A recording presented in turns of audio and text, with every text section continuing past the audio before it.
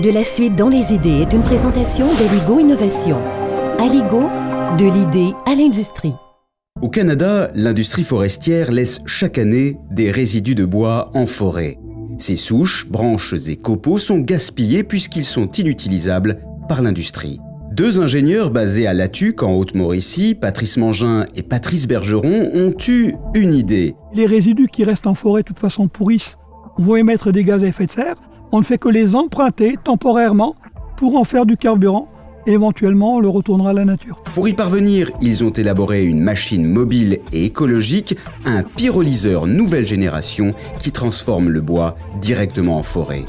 En facilitant la transformation de résidus forestiers en carburant, Patrice Mangin et Patrice Bergeron ont eu de la suite dans les idées. Lorsque l'ingénieur en génie chimique de l'UQTR, Patrice Mangin, arrive au Québec au début des années 2000, il a un choc. À ses yeux, tout le bois abandonné par l'industrie forestière représente un immense gâchis. Si on utilise des résidus forestiers de coupe, le bois est de toute façon coupé pour d'autres choses et on peut très bien l'utiliser plutôt que de le laisser pourrir en forêt. Il sait qu'une certaine quantité de biomasse doit rester au sol pour préserver les écosystèmes forestiers. Mais dans ce cas-ci, il y en a trop. Il décide alors de rencontrer l'ingénieur forestier Patrice Bergeron car il a une idée. Proposer un moyen de revaloriser ce résidu en carburant. Dans un premier temps, nos deux ingénieurs pensent à des étapes simples pour assurer la transformation du bois en carburant renouvelable. Tout d'abord, collecter le bois, ensuite le transporter vers l'usine, la bioraffinerie, et enfin le transformer en diesel. En élaborant chacune de ces étapes, nos deux experts se butent toutefois à une difficulté de taille. La ville de Latuc, c'est très grand. Hein? Vous voyez ici le contour, là, c'est 30 000 km². La ressource est répandue partout sur le territoire. Pour les deux ingénieurs, le problème est insurmontable. Il s'avère en effet impossible d'envoyer tous ces résidus à l'usine par camion. Les coûts sont faramineux. Il leur faudrait un appareil qui réduise directement en forêt le volume du bois récolté. C'est là que l'idée de départ rejoint sa solution innovante. Et pour ce faire, ils vont exploiter l'un des atouts majeurs du bois. Celui-ci est en effet composé d'environ 50% d'eau.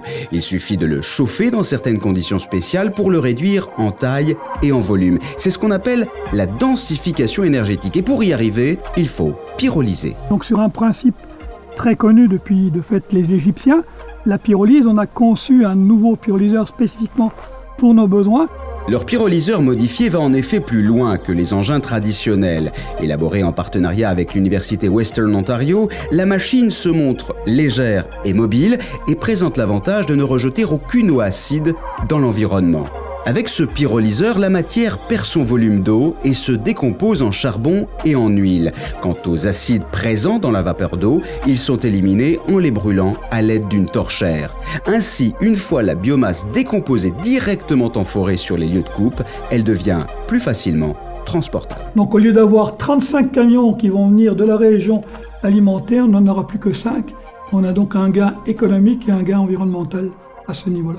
Grâce à leur pyrolyseur nouvelle génération, les deux ingénieurs font d'une pierre deux coups, nettoyer le parterre forestier et créer un carburant renouvelable. Un carburant qui a l'avantage d'être moins polluant que celui fait à partir de pétrole conventionnel et puis surtout dont on peut se servir sans avoir à changer les moteurs et les stations d'essence actuelles. Patrice Mangin et Patrice Bergeron poursuivent présentement leurs tests et touchent du bois pour qu'à Latuc, comme ailleurs au Canada, des voitures puissent dès 2023 rouler plus propre et dans le même temps nettoyer nos résidus forestiers. De la suite dans les idées vous a été présentée par la Fondation canadienne pour l'innovation. La recherche au service des collectivités.